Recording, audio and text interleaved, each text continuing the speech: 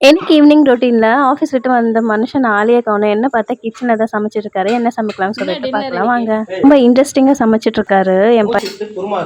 என் பையன் வந்து குருமாவும், இட்லியும் கேட்டான் போல. அது அவனோட வந்து ஃபேவரட்டானது. அதனால என்ன விட என் ஹஸ்பண்ட் நல்லாவே குருமா பண்றதுனால வந்து அவர் ஸ்டைல்ல வந்து எல்லாமே அரைச்சு ஊத்தி பண்ணுவாரு. பட்டை, லவங்கம், ஏலக்காய், அதுக்கப்புறம் கசகசா, முந்திரி, வெங்காயம், தக்காளி, அதுக்கப்புறம் பார்த்தீங்கன்னா பச்சை மிளகாய், இஞ்சி, பூண்டு, அதுக்கப்புறம் வந்து தேங்காய், அதுக்கப்புறம் வந்து உடைச்ச கடல இதெல்லாமே போட்டு அரைச்சு ஊத்திட்டு, தேவையான வந்து காய்கறி போட்டுட்டு, ரொம்ப வந்து சால்னா டைப்ல ரொம்ப டேஸ்ட்டாவே பண்ணுவாரு. செய்றதுக்குள்ளயே என் பையன் ரெடியா ரெடியா கேட்டுட்டு இருந்தான். ரெடி.